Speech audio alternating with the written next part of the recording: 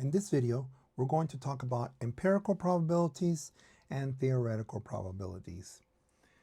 Basically, we're going to compare what we see in empirical probabilities and what we expect.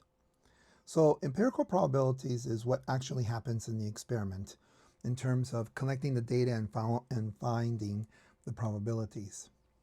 Now, you can sometimes call empirical probabilities experimental. So how do we get this empirical probabilities? Through historical data based on observation. Let's say you have a bag, you have 10 coins, and you pick one coin, you observe it, and you put it back in the bag. Very simple idea. So let's say you can't see inside the bag, and you are trying to figure out what percent of red and what percent of green and what percent of blue.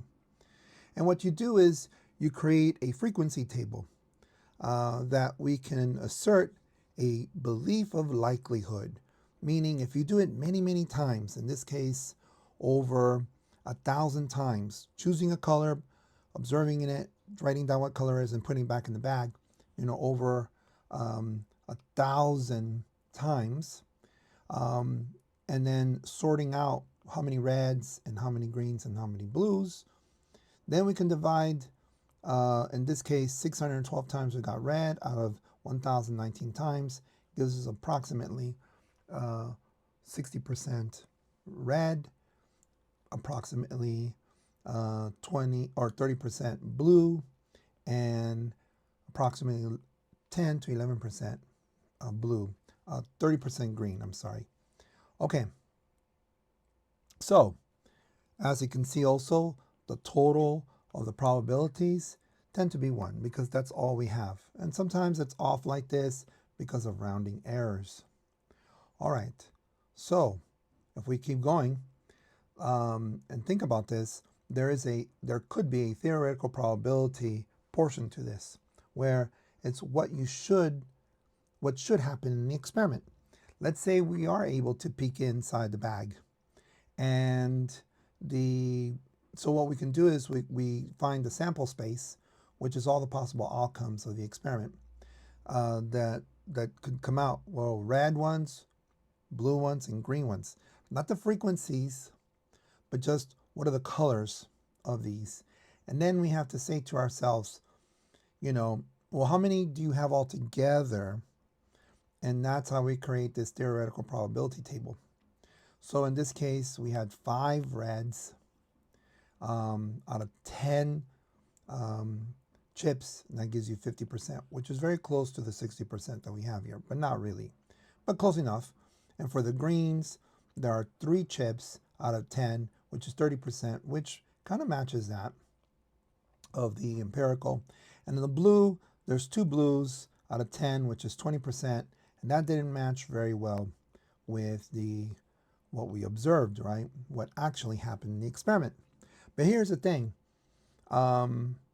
This belief of likelihood is really based on how many times you observe this observation.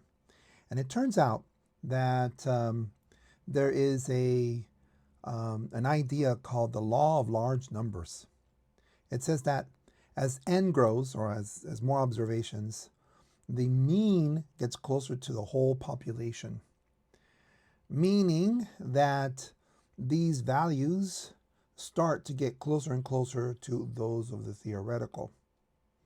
And so these two can really work together to correspond some type of agreement of the population probability that you are observing.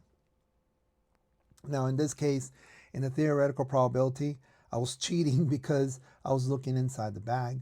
And a lot of times you don't have that opportunity, right? So a lot of times theoretical probabilities tend to be formulas or tend to be very abstract ideas that you can put together. Now, this example about a bag, is just a simple way of describing this.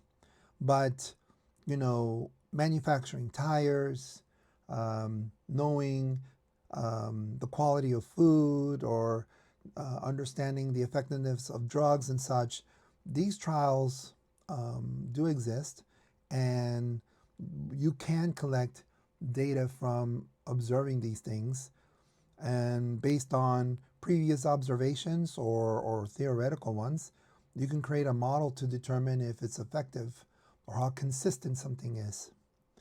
So, data detectives out there, one of the tools that you have is observation, which I think is a key for being a data scientist.